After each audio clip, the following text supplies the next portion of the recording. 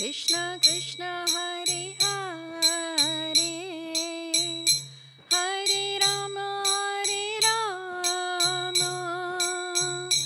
Rama Rama Hare Hare, Hare Krishna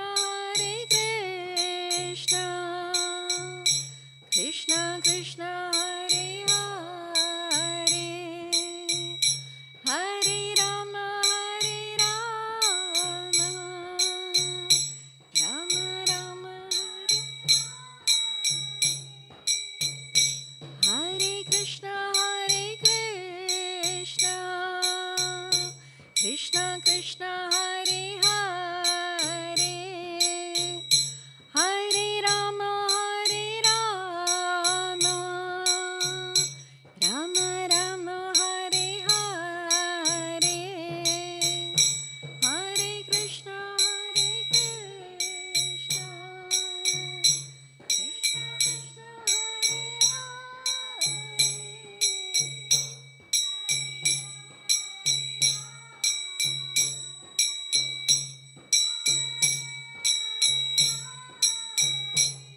Hare Krishna Hare Krishna Krishna Krishna Hare Hare, Hare Rama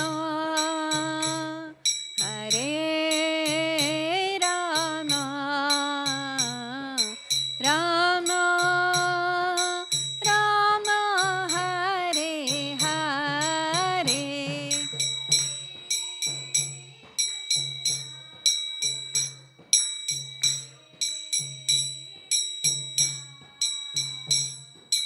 Krishna Krishna Hare Hare,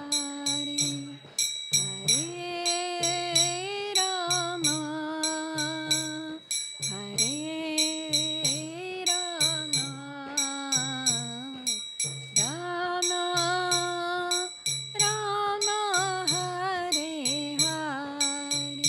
Jaya Radha Gokula Nanda Radha Gokula Nanda Radhe.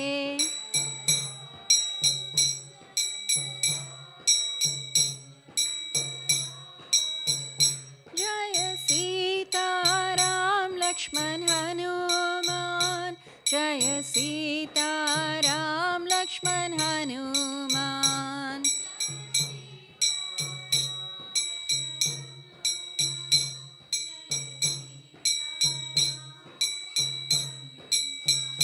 Jaya Gauranitai, Gauranitai, Gauranitai, Jaya Gauranitai.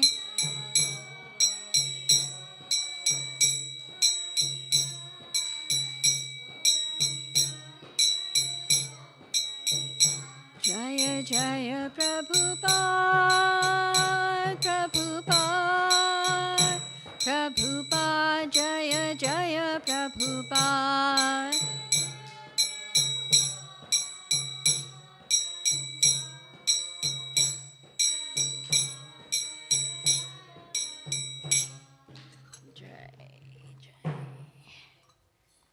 Thank you, Mohan Prabhu.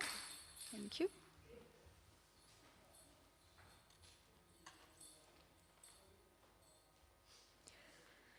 Okay, so today we're discussing from the Bhagavad Gita, chapter 2, verse 44. Are you familiar with the Bhagavad Gita? No. Oh, okay. That's a new. Because normally most people, are you from Indian origin? Yeah, most people tend to know about the Gita. You've heard about the Gita. Yeah. That's all really. That's all we need. So yeah, what we do here is we discuss from the Gita every day in the evening. Like every evening we have one verse from the Bhagavad Gita. So because you said you're not very familiar, the Bhagavad Gita has got 18 chapters. It's got 700 verses. And some people may think that the Gita is not relevant for us today because, this was spoken so many years back by Krishna to Arjuna on the battlefield of Kurukshetra. But the instructions of the Gita have been relevant and are relevant and will always be relevant. Because it actually is describing how a human being should conduct himself, should live in this material world. So it is not just about instructions that Krishna is giving to Arjuna as to how he should fight this battle on Kurukshetra. Krishna is giving instructions to each and every one of us, because each one of us is fighting some or the other kind of battle, internally or externally, right? As long as we are in this material world, that is bound to happen. And that is why it is so very important to follow this book. It's like a law book for a person who wants to live, with following rules and regulations that have been put down by the Lord himself. These rules and regulations are time immemorial. They don't change. They don't go ups and downs as per the political party who is in power. These rules remain the same. And thus it is so important for us that we try and understand the Bhagavad Gita as much as we can. So a little bit of the background for anybody who's not familiar. I'm sure you are, but I don't know how familiar you are. Are you familiar with the Bhagavad Gita? Just a little bit, yeah. So just a little bit of background before we actually dive into this particular verse, today's verse. So here what's happening is that Arjuna is actually on the battlefield where he has to fight his cousins. Not just his cousins, they're all his relatives, his uncles, his grandparents, his teachers, and all of them. So what's happened here is this fight is between two factions of the same family. Actually, it's cousin brothers, Pandavas and Kauravas. Arjuna is one of the Pandavas. The Pandavas are 5 brothers, and the Kauravas, who are 100 brothers. And although the Pandavas, are followers of Dharma, and they want to do everything that is right, and so obviously they want to even avoid this fight, because what is the point of, killing so many people? And before it actually comes to this stage, Arjuna has tried many times that he can speak to his cousins and come to a kind of, an agreement where they don't have to actually fight. The fight is for the kingdom of Hastinapur. Arjuna and the Pandavas are even willing to just accept 5 small villages from their cousin. And they say, you can have the entire kingdom. You can rule, you can be the king. Just give us 5 villages so that we can sustain ourselves, right? However, Duryodhan refuses even that, and he says, I will not give you land even as much as that can be on the needle, not even that much land, right? So Krishna also tries to explain to Duryodhan that, what is the point of having this battle? Let's come to an agreement where we don't have to do this. Anyways, eventually, the fact that we are here on the Kurukshetra battlefield, this Kurukshetra still exists in India. A lot of people do go there as it is a dham, it's a holy place. So some people may say this is all stories. It's not stories, it's fact. It's actually happened. So here we are now, because there was no agreement. So finally, you have to take to, fighting. When you don't get things by, asking for it, trying to be nice, almost begging for it, then you have to kind of have a battle, fight. However, when Arjuna sees all his cousins and his grandfather and his teacher and all his relatives lined up on the opposite side, at that time, he starts to lose all composure, thinking, what is the use of, even if I win this battle, what is the use? It will be I will be ruling over the bodies and over the blood of my own family. And that is something that he is not able to comprehend or understand. So, chapter 2 actually is entitled Contents of the Gita Summarized. So, in a way, chapter 2 summarizes the entire Gita. So, in this particular chapter, there is one verse where Arjuna says to Krishna, I cannot fight this battle. And he puts down his bow and arrow and he says, I cannot fight. I cannot kill my own cousins.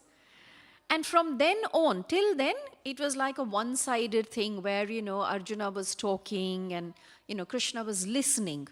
But from that particular verse, then Krishna takes over because Arjuna gives him he says that now you are my guru and I'm your disciple. Please teach me, please guide me. What is the right thing for me to do? And so then Krishna takes over and he starts guiding Arjuna. So today we are discussing the verse 44 from this particular chapter. So the previous verse is Krishna speaks about the soul and the body and other things why Arjuna should fight. And then we'll come to this verse. Before we again go to this verse, how many of you have heard about us not being the body and us being the soul? Heard about that fact? Yes, no? Yes. So we all are on the same page. So we all know where we are starting from. We are not this body, we are this soul. And that is what Krishna actually is talking to Arjuna about. And this particular verse, then, so he's explained about the fact that, although there is going to be a battle, you're not actually killing anybody. Because even if the body is dead, let's say even if the body, you kill, but the soul is eternal. And the soul will transmigrate, it will travel, it will go on to the next body as per decided by your karmas, your activities, and as per decided by the Lord.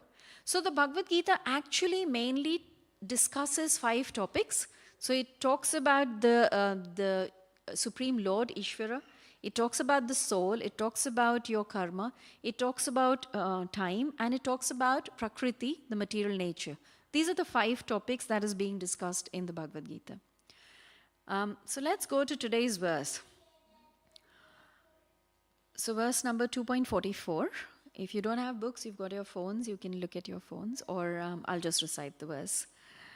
Bhogeshvarya prashaktanam taya partha chetasham vyavasatmika buddhi samadhau na vidhiyate.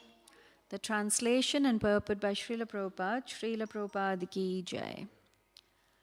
In the minds of those who are too attached to sense enjoyment and material opulence, and who are bewildered by such things, the resolute determination for devotional service to the Supreme Lord does not take place. Purport. Samadhi means fixed mind. The Vedic dictionary, the Nirukti, says, Samya adhiyate smin atma tattva yathatmayam. When the mind is fixed for understanding the self, it is said to be in samadhi. Samadhi is never possible for persons interested in material sense enjoyment and bewildered by such temporary things. They are more or less condemned by the process of material energy. Quite a strong purport. Quite a strong verse also. And so many things that, so many little topics that is being touched upon. Because, so Prabhupada here, Krishna here is actually talking about attached to sense enjoyment and material opulence. So first of all, let's discuss a little bit about that. What do you mean by sense enjoyment? What are we talking about when we say material opulence? So now, because all of us here in this room have established that we are not the soul, we are these material bodies, right? As the soul, what is our requirement? Has anybody ever questioned that? Once you understand that, okay, I'm the soul, I'm not the body, have you ever questioned, what do I need? What does my soul need? Has anybody questioned that? Sorry? To go back to Godhead. Anybody else who's ever questioned this? No. Most of us, before we come to Krishna consciousness, including me, even if I knew that I'm the soul, which I didn't know, I'll be honest, I never thought of it, to be honest. I never questioned it, I never thought of it before I came here and before I read the Gita, although I knew about the Gita. So I never really thought of what does my soul need. I didn't even think that we are two different people, like the soul and the body. I didn't think of that. I only thought of the body. I only thought that I am so-and-so, and my requirements are my physical requirements, wherein, I need probably a good education, a good job, a good house, get married to, somebody good, children, and that's life. That's it, right? You just live, go to work, earn, at my age. When you're younger, you go to school, you study, get a good education. Unfortunately, we never think that these things really don't give us permanent happiness. I don't know how many of you have noticed in your lives that every day things keep changing. You may think that, you know what, once I achieve this, you have a list of, say, 5 things. Good education, good job, and then, married, house, car. That's it, I'm happy, set for life, made it. I made it, Does it happen to anybody? There's always, the next day, there's always something else that you need. Whether we call it need or we call it want. Doesn't necessarily have to be a need, it could also be a want. But that's our problem, because we are so conditioned, we are not able to differentiate between our needs and wants. And that is the reason why we are never able to be permanently happy. Because every other day we wake up with some or the other desire, with some or the other want, which we may classify as need, or sometimes they are actually needs as well, because we are in this material body, so we have to look after the body. So we don't have needs, right? And the problem arises with when we get too entangled, and that is what here Krishna is talking about, that when you get too entangled and too attached to sense enjoyment and material opulence. So somewhere what you have done is you have forgotten the real you, which is the soul. You have forgotten the real needs, which is of the soul, and you are so focused and so attached to just your material body that you have actually gone off track. So you were going, you put the sat-nav for London to Leicester, and somewhere because of road blockage, the car and the sat-nav has taken you somewhere else. And it should have gone back en route for Leicester, but it hasn't. Sometimes the sat-nav does that. And sometimes when we don't use our intelligence, we follow the sat-nav and then we blame it. But this is what it showed me. And we are actually going into like a ditch, and it says, this is what it showed me. So this is what we are. Jai Shri Shri Radha Gokulanand ki, Sitaram Lakshmana Hanuman ki, Jai Shri Shri Gaurnatai ki. So this is what we are talking about, that somebody who does not have a controlled mind or the determination to kind of understand what the true needs are or who actually I am will continuously be entangled. And in the purport, Prabhupada says, they are more or less condemned by the process of material energy. That is why Prabhupada is using such a strong word, because unfortunately the truth is that we will be condemned and we will completely just stay in this all the time searching for happiness, dealing with, not being satisfied and always looking for something to satisfy ourselves.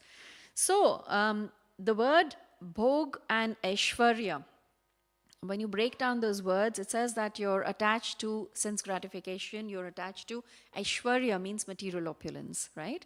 And at that time, your consciousness, your intelligence becomes abducted because you're so focused on your bodily pleasure, right?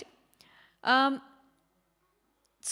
the previous verse, Krishna says that, however, somebody who uses his intelligence to focus on the real path, which is the path of self-realization, for him the aim is one, and his aim is that he wants to reach the Lord. However, when we don't have that resolute determination, then our intelligence is many-branched. It's going to so many different places. How can I make myself happy? Will this make me happy? Will this make me happy? Should I go out today with my friends? Should I watch some TV? Should I go for dinner? Should I, it's always constantly. Do I need to buy this? Do I need this? Constantly seeking pleasure, right? So then, what is it that we can do to find a cure or a solution? Now, some of the philosophers will say that this condition can be cured if we have no activity, right? What does that mean? That just stop doing everything. if you stop doing things, if you start asking for things or wanting things, then your body is going to say, I want this, I want that. Just stop everything and just go into like a mode of where you have absolutely no desire, no activity. Just meditate on either like something beyond the material world, which could sometimes be knowledge or the light, or sometimes it could be even higher than that. But just like, stop all kinds of activities. The analogy, I think I'll give you this analogy, which will make it easier for you to understand. Let's say that you've got a house and you've decided that you want to give one room to tenants, right? You've given one room to the tenants, and then you realize there's a lot of paperwork. You have to pay the government the tax. Sometimes you have to do other kinds of things, look after, maintain that. It's so much of a headache, so much of trouble. So what I'll do, I'm just going to get rid of this house. I don't want this. I don't want the headache, right? Now that is one way of dealing with things, where you just, say, okay, that's how I'm going to deal with it. However, those who are following Bhagavad Gita, those who are following the Bhakti Marg, the philosophy is that we understand that the material body is not the all in all. We've understood that beyond the material body, there is the spirit soul, there is the consciousness. We've understood that without the soul or without this consciousness, the material body cannot exist, right? Just like how there can be no smoke or no heat without fire. Although you cannot see the fire, if you're sitting in this room and you suddenly start smelling smoke or you start feeling hot, you may think that, oh, maybe there's, fire somewhere. Like that. So then, the fact that the soul is different from the body, we've realized that the body is acting because of the soul. Even if we kind of get rid of the body, let's say, like how the housekeeper gets rid of the house, the problem is not going to end. The reason being, we also have our gross senses. We've got this physical body, then we've got the gross body, we've got the mind, intelligence, and ego. And you will be surprised to hear, if you've not already heard this, but our mind, intelligence, and ego can actually carry our desires to the next body also. So you may think that once this body is over, or that I have control, like we discussed the other philosophy where it says, just don't think about any activity, don't think of any of the needs of the body, just leave it, just, meditate, just go quiet. That's it. But even that will not help, because your subtle body is going to carry your desires into the next body. And our problem is that the whole misery is because of this body. Again, let's look at this analogy. We feel miseries, we feel distress, happiness, we feel all of this because of the body. The soul is Sat Chit Ananda.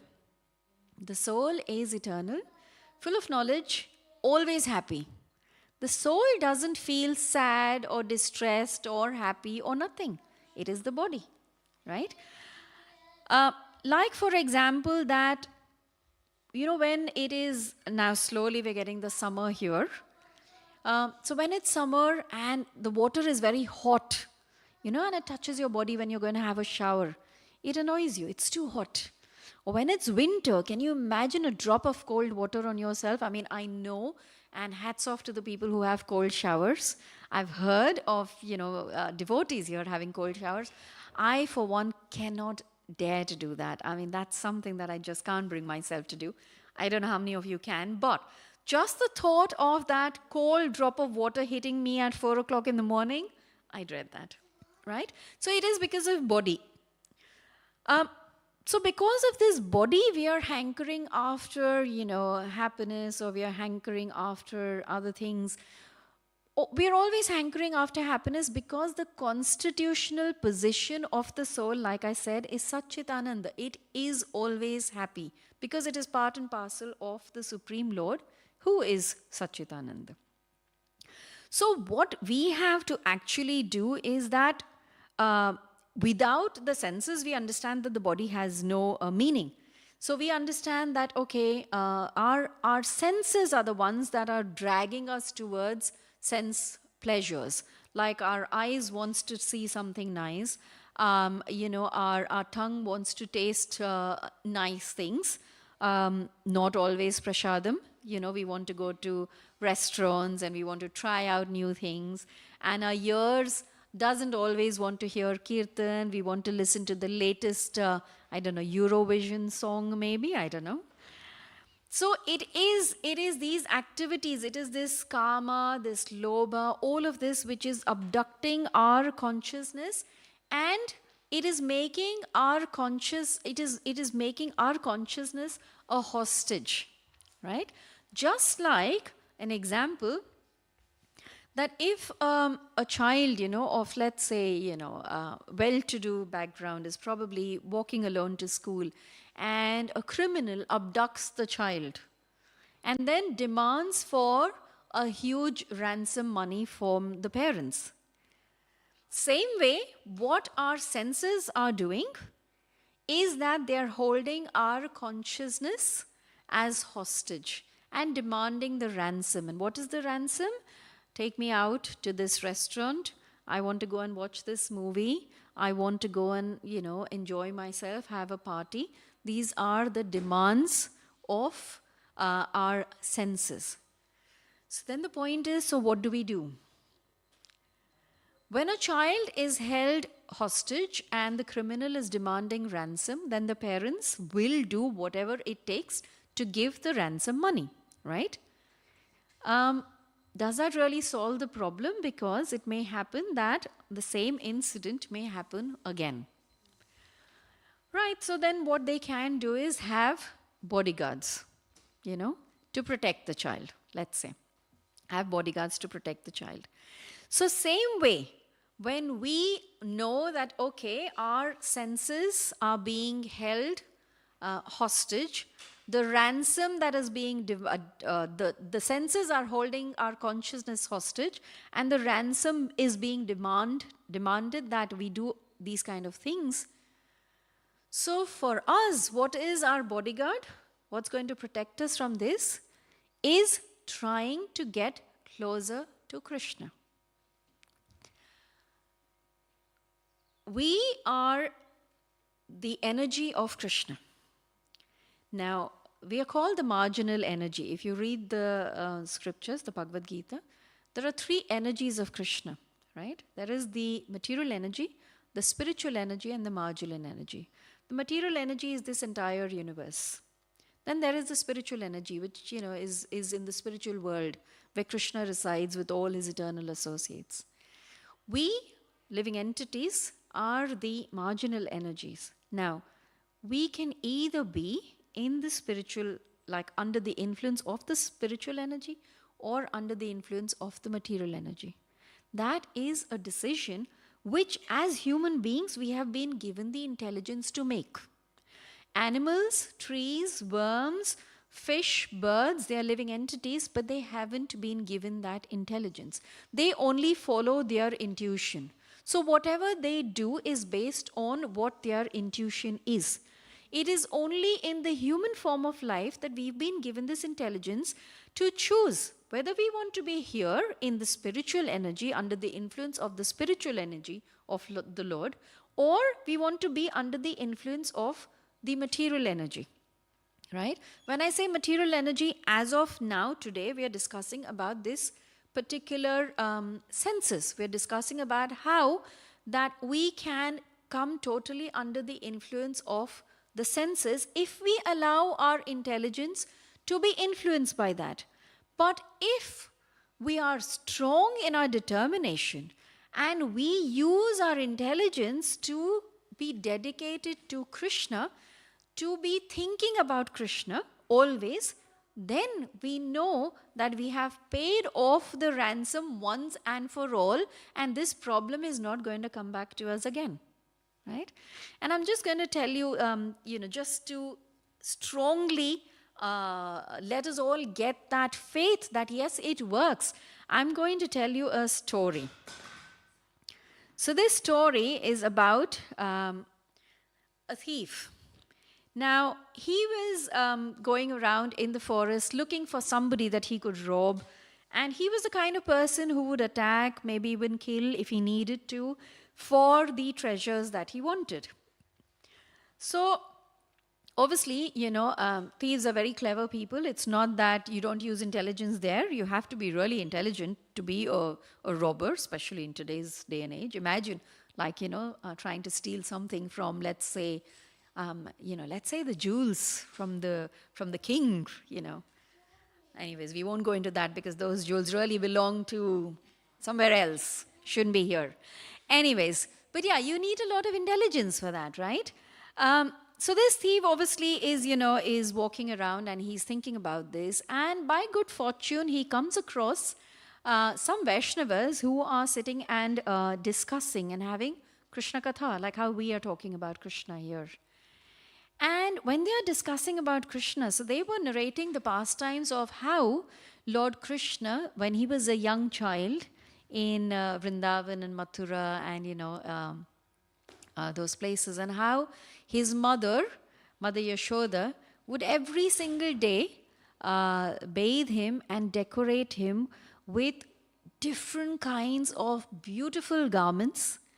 So they were describing how then Krishna is dressed in this yellow dhoti and his mother anoints him with various kinds of perfumes. And then he's got lovely black curly hair. And then she puts on different kinds of jewels, starting from, his lovely shark-shaped earrings. And then he has these pearl necklace around his neck, which is wound 3 times around his neck. And then there is this beautiful ruby and diamonds necklace. And then he has another necklace which goes down right to his chest. And then he's got lovely bracelets. And these bracelets, when the light shines on them, they look absolutely amazing because they are made of diamonds and emeralds. Right? And then not just bracelets, then he has got this armband here. Right? And he's got this this band on his waist. Right? In Hindi and in Sanskrit, it is called kamarband. And then he's got anklets, and they're all decorated with rubies and diamonds and emeralds. And she's given him the finest silk dhoti, and he's got this beautiful chadar, which is also silk. And so this is the discussion that is happening amongst these Vaishnavas. And this thief, he's standing there and he's listening to this discussion that is going on. They continue. The Vaishnavas continue how after being, dressed like this totally, then Krishna goes out into the forest of Vrindavan with his friends. When he's younger, he takes the calves out. When he's a little bit older, he's allowed to take the cows out into the forest of Vrindavan. And there he sits with all his friends. And at lunchtime, they all sit together and they've all carried their packed lunches from home. Yeah, all the mothers of all these cowherd boys and of Krishna give them packed lunches, right? It would be lovely to share a packed lunch with Krishna, right? So imagine that. So these Vaishnavas are actually, by meditating on this, they are thinking and they're discussing, they're relishing these activities of Krishna. And they are describing how he's so beautiful. He has lotus eyes. He has a beautiful form. He's bent. Krishna never stands straight. When the curtains open, you'll see. He has his form is bent in 3 places. He's holding the flute. He's playing flute so wonderfully. He's got lotus eyes. He's got such a beautiful smile that if he just looks at you and smiles at you, and you will actually feel the pleasure of the entire universe. So like that, they are discussing. And the thief is listening to all this very attentively. And he thinks, I have to go and look for this Krishna. Because imagine if I find this boy, this Krishna that they are describing, imagine how much wealth can I get by robbing Krishna? Because I'll get all the diamonds, I'll get all the rubies and emeralds and the pearls and the silk garments and everything. So, very anxious to find Krishna, what he's doing is, he starts proceeding. He's asking all the passers-by, where is Vrindavan? Where is the forest of Vrindavan? And taking directions from people and, and asking people, is that where Krishna is? Is he in the forest of Vrindavan? I want to see Krishna. Where is Vrindavan? Please guide me towards Krishna. I want to meet Krishna. In his mind, he's thinking, when I see Krishna, I'll get all these jewels. I want to see Krishna. I want to see him with his lotus eyes, his beautiful face, his beautiful diamonds, rubies, emeralds. So he's constantly meditating on Krishna. And then guess what? What happens when he actually sees Krishna? When he sees Krishna, his consciousness, which earlier was only thinking of how I'm going to rob Krishna, has completely changed. You see, because he was absorbed in the thoughts of Krishna. Yes, although initially the thoughts were about how I'm going to rob Krishna, but Krishna is so compassionate that you think of him in any ways. In any ways you think of him, somehow or the other, he will do what is needful for you, right? And so when he sees Krishna, he falls down at the lotus feet of Krishna and he says, I offer you everything that I have. I offer you my mind, my body, my activities, my soul, and everything. And thus he becomes a great devotee of Krishna. It is said that, the sun in the sky, even when it comes in contact with the dirtiest things, the sun does not get impure, right? Instead, the dirty things will get purified. Like I'm sure you know that when the sun evaporates all the water, it doesn't just evaporate water from the pure seas and the oceans and the lakes. It evaporates water from wherever it may be. And that water could be from contaminated places also. But what happens to that water? It eventually gets purified. It doesn't stay contaminated.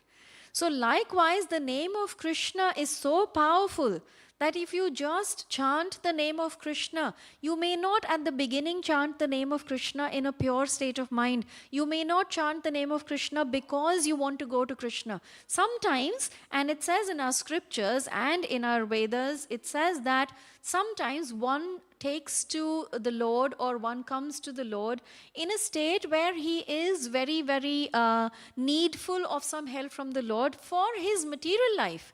And that also is okay. In the Bhagavad Gita, it says that there are different kinds of people who approach me.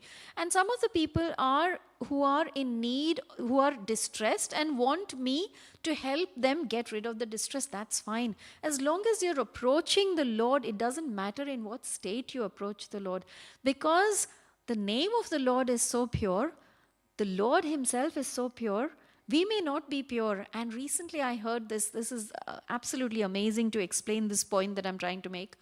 When a little child, and all mothers will relate to it, when a little child, he is, he's playing and he's been in, mud and whatever, he's completely like covered with mud.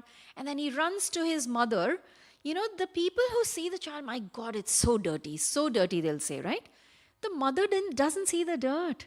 She will just hug the child and say, come here, my child, and take him to the bathroom and wash him. Am I right? All mothers will do that. All fathers will do that. All parents will do that, right? Krishna is our eternal Father. We don't have to wait for the stage where I will become completely pure and then I will approach Krishna, because that will not happen, unfortunately. The truth of the matter is that, unfortunately, we might take many, many lifetimes to become pure. Of course, Srila Prabhupada says it can be even 1 second that you may become pure. But speaking for myself, I see myself. I am full of anger, lust, greed, envy. I don't see myself becoming pure very soon. But I still have this faith and hope and this love for my spiritual father, for my supreme father, my eternal father, that like how here the parents will just hold their child, hug them and say, come my child, I will wash you. My father will also do the same. Only thing what we have to do is turn towards him. Turn towards him and take the holy name. It is said that in the previous yugas, there were different ways of approaching the Lord. People could perform various yagyas. People could, sit and meditate for years and years and years on the Lord. In Kali Yuga, unfortunately, our lifespans, if you know, is very short. Not many people will live beyond 80, 90. Not many people live to be 100. So our lifespan is very short. So we don't have the time to meditate, to reach that stage of complete purity. We don't have the access to that much wealth where we can perform great yagyas. Like in previous ages, they would perform fire sacrifices and horse sacrifices and various sacrifices. We can't do that. We don't have the resources. So in the Kali Yuga, Krishna has made it so easy for us. In Kali Yuga, it is said that just by chanting the holy name, because the name is non-different to Krishna himself, just by chanting the holy name, you can approach the Lord. And our founder Acharya Srila Prabhupada, who's here, he actually took this holy name to all over the world. He was sitting comfortably in Vrindavan, in a temple in Vrindavan, doing his own sadhana. But he had so much compassion for all of us that at the ripe age of 69, where a lot of us are not just have already retired, but we are also thinking of the next stage, which is we don't want to do anything now. At that age, Prabhupada decided that he is going to come to the West, because that was the instructions of his guru, that he's going to come to the West to give us all this hope, to give us all this way of how we can all approach the Lord and go back where we actually belong. We don't belong in this temporary world, which is a place of dukh.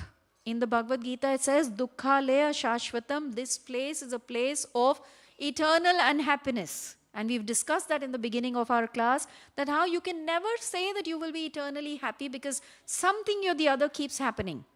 Either it could be health, or it could be the material nature, or it could be other people troubling you. You can never be happy in this place. The reason being, this place is temporary. So if a place is temporary, the soul being eternal and permanent, how can it find something in a temporary place? It has to go back to which place is eternal, which is the spiritual world. We have to go back to our original Father. And thus, all of us can start this journey. You don't need to be qualified. You don't have to know the scriptures, learn the verses, recite everything. Nothing is needed. Krishna has made it extremely easy. Mahaprabhu has come and he's given us, Mahaprabhu, who is an incarnation of Krishna, he's come and given us this very easy way to go back. And that is by chanting the holy names. So in another couple of minutes, the curtains will open and we can take darshan of Lord Krishna and actually pray to him and beg to him, Krishna, please let me start my journey towards you. Let me take my first step towards you. And what is that first step? Chanting the holy names. So if you've not already heard of this Mahamantra, let us once chant, so you all get into the practice, and then as soon as the curtains open, there will be somebody who will be leading us in the kirtan in chanting the holy names together. So let us all raise our hands and chant Hare Krishna, Krishna Krishna, Hare Hare, Hare Rama, Rama Rama, Hare Hare. Now tell me, is that difficult or easy? Easy? It's easy to remember as well. There's not too many. Like sometimes you're giving verses and Sanskrit verses from here and there. It's just a simple verse and it is called the Maha Mantra. This in Kali Yuga, it says that there is no other way of realizing your own self other than chanting this Maha Mantra. So my humble request to all of you is, you have come today here and you are going to get darshan of the Lord. Please pray to him that you start your journey of taking a step towards him by chanting this Maha Mantra. Thank you so much. We've got a couple of minutes, but I'm sure there are no questions. If there are, then yeah, you can. Otherwise, yeah, let's all get ready for darshan of the Supreme Lord. Thank you. Hare Krishna.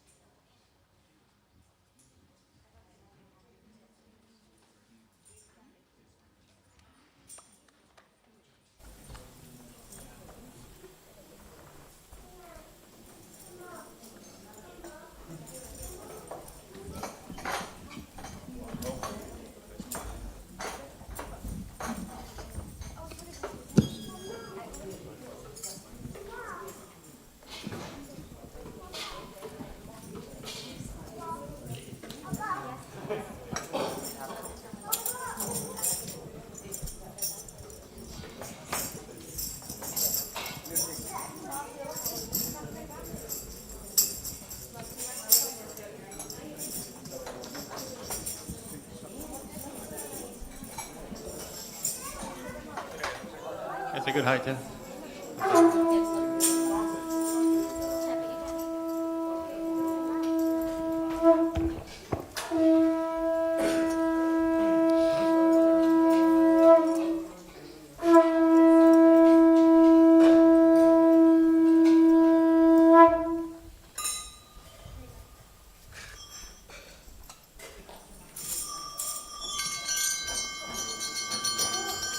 Shri Shri Radha Gokul नंद भगवान की जय। श्री श्री सीताराम लक्ष्मण हनुमान की जय। श्री श्री गोनिताय की जय।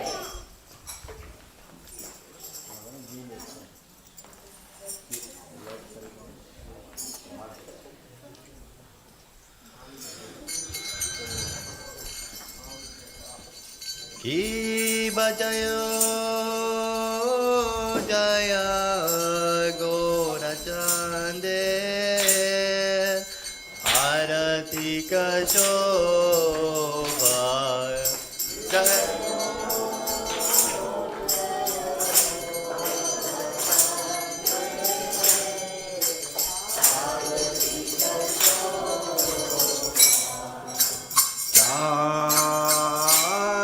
विधाता वाने जगमनलो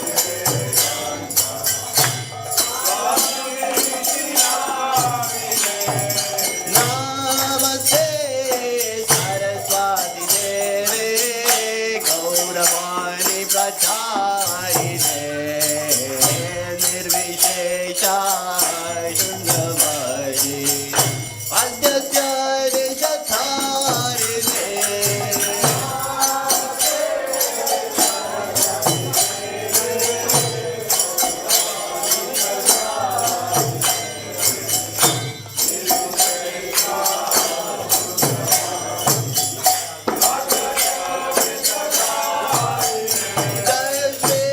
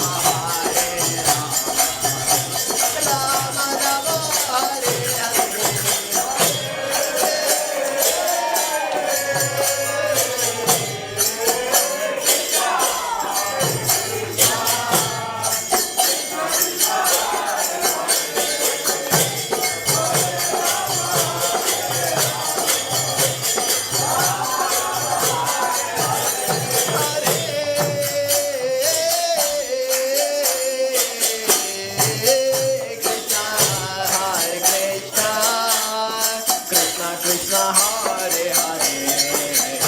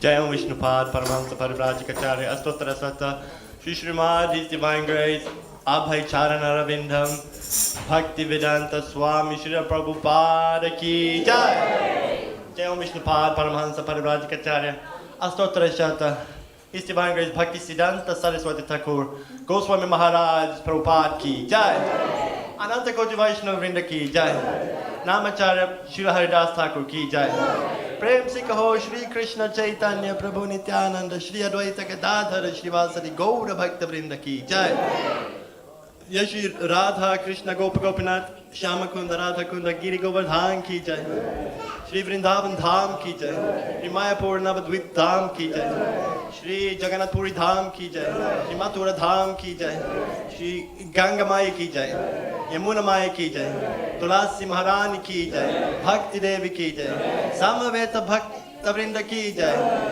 Jai Nitai Gaura Premanande All glories to the assembled devotees. All glories to the assembled devotees. All glories to the assembled devotees. All glories to Shri Guru, Shri Guru and Shri Guranga. All glories to Shri Prabhupada. Please stay put for the Narasimha prayers. And then after that there is Mahaprasad in the reception, and next darshan will be at 9 o'clock.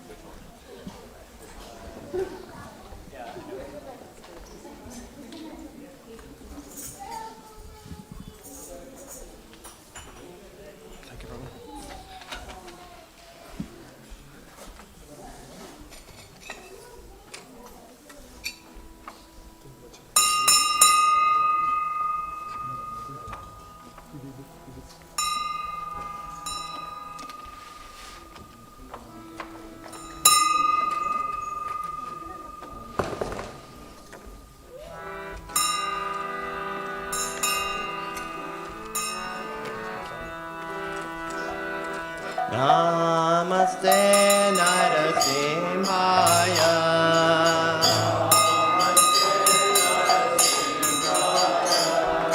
Namaste Narasimhaya.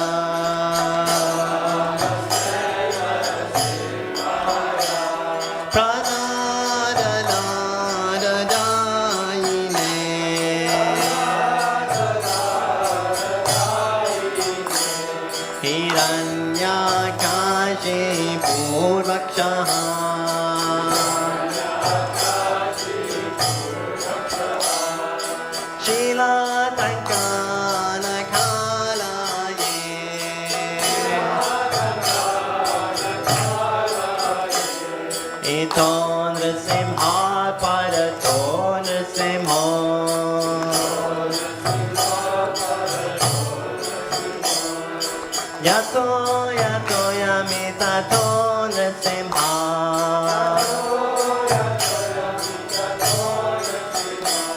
Bahir nrsimha hridaye nrsimha.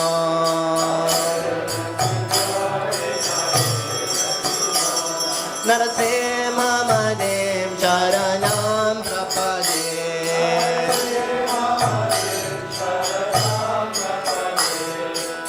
Amakara kamala varena kama bhuta shringam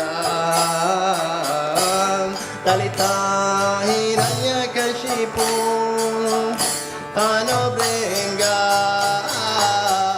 ejavadhita narahari rupa jaya jagadisha hare jaya jagadisha hare jaya jagadisha hare.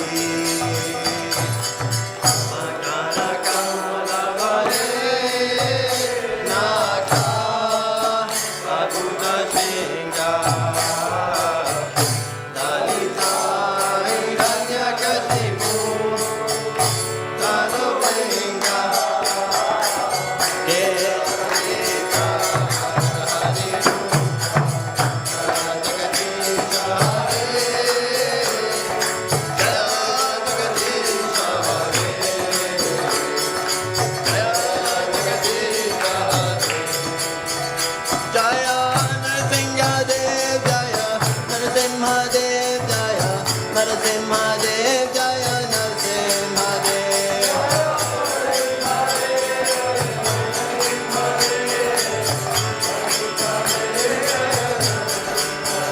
Jaya Prahlad Maharaj, Jaya Prahlad Maharaj, Jaya Prahlad Maharaj, Jaya Prahlad Maharaj.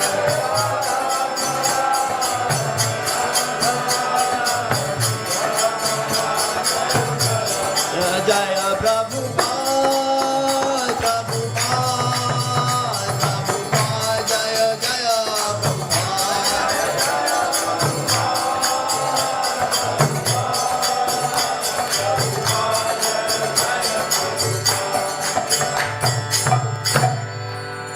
Shri Singare Bhagavan ki jai, Prahlad Maharaj ki jai, Srila Prabhupada ki jai, Jai Jai Gaura Premanande.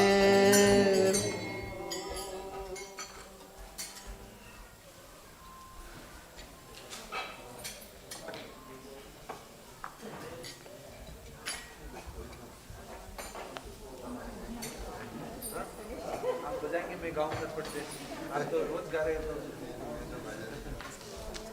खत्म तो जाइए 1-2 minute आप भी गाएं